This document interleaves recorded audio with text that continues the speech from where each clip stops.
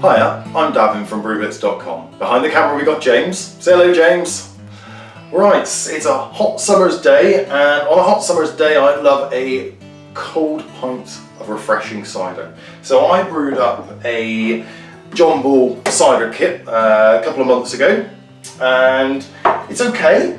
It's a little bit thin, tasting that is. So I've been reading around on the forums as to what to do to make it a bit more fuller flavour.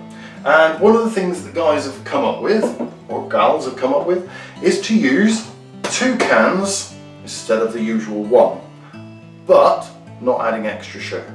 So I thought, let's give it a go. Let's have an experiment and see what it actually comes out like. At this point in time, I don't know whether it's going to come out horrible or it's going to come out absolutely gorgeous. So let's have a see. What I'm going to do is I'm going to take my 2 cans of John Bull, just like you normally would. I'm going to open them up and I'm going to pop them straight in the bucket. As you can see, from those around you, I have a new tin opener. And it flies through the tins. Come on in, James, have a quick look at this as it pours in. Lovely, lovely apple juice concentrate. Okay. Right, we've still got quite a bit of apple juice in there, and we'll come to that in a moment. But let's get the second can open. Just going to smell my fingers off a second. And off we go. Obviously I've already sterilised my bucket. Lovely. And here's that goes in the second can.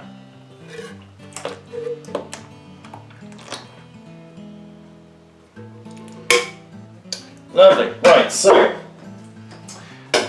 how do I get the excess out? Well, I've got my kettle boiled over here.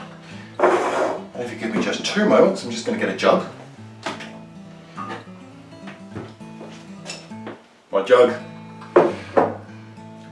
So I'm going to use a pint, boiling water into 1, and a pint of boiling water into 2. Now normally when you use these cans, you use 6 pints of boiling water to 1 can, and you would normally add a kilo of brewing sugar. Right, over here, James, I'm going to put the 3rd pint into my brewing bucket. Right, I need an extra 3 pints, so I'm going to put my kettle back on.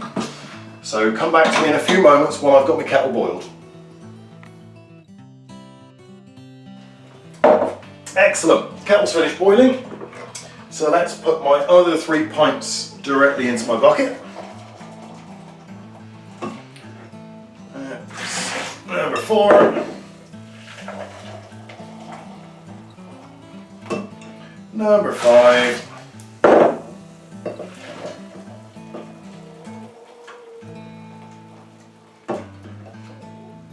And number 6. Lovely.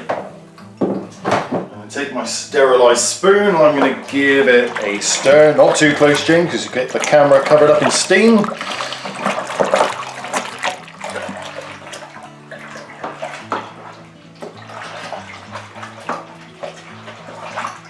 Lovely. Right, and of course I've got my 2 cans here, each with a pint of water in.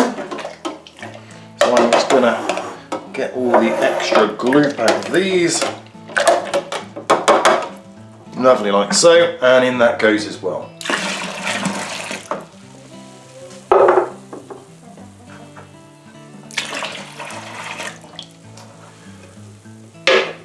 Lovely. Just give it a quick stir. Okay, I'm now going to take this up to 40 pints, 5 gallons or 23 litres by using some cold tap water. And then I'm going to think about taking a hydrometer reading. So come back when we're ready to take the hydrometer reading. Right, come on in, James, have a quick look at this, because I'm going to just finished adding all the water in. Can you get a look to see the deep dark colour that's in here? Still quite clear though. Right, so what I've done is I've taken a reading in our trial jar with our hydrometer, and it's coming out at 1.040. So if we ferment this to dryness, it's going to be about 6.5%. Right, let's not waste any of that. And that goes back in there. Okay, I'm just going to quickly check the temperature, because my cold water, because it is the height of summer at the moment, is pretty warm. Okay, well it's coming out at about 21, 22 degrees, so we're ready to add our yeast nutrients and our yeast.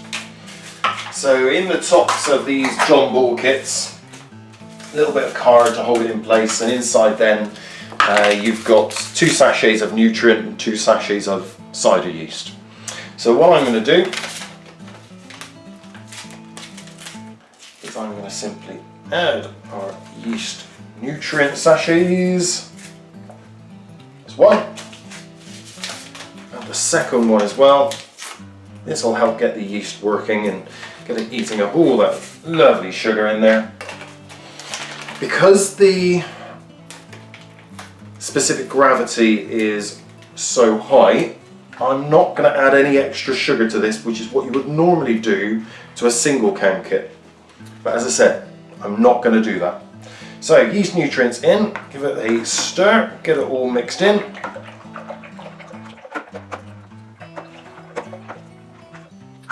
Lovely. And we've also got our yeast, so I'm just going to sprinkle our yeast on top, and I'm going to use both sachets. Got no reason not to.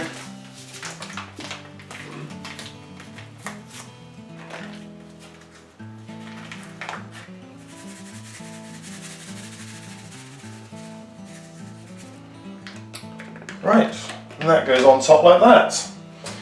I'm now going to take the top, pop the top on loosely, and a little tip for you, because this is summer, I'm going to leave the thermometer on the top of the bucket so I can keep checking the temperature. I ideally want it to ferment at about 20 degrees. At this time of year, I can just leave it in the corner of a room somewhere. I don't need to put it in my boiler room with my boiler to keep it at a nice temperature. It's already a nice temperature. But if it gets a bit too cool, I can move it, or if it gets a bit too warm, I can move it. So let's come back in a week's time and see how it's going. My toucan of John Bull Country Cider has been in the bucket brewing away now for the last week. Come on in, James, and have a quick look at this. It's lovely and murky and golden.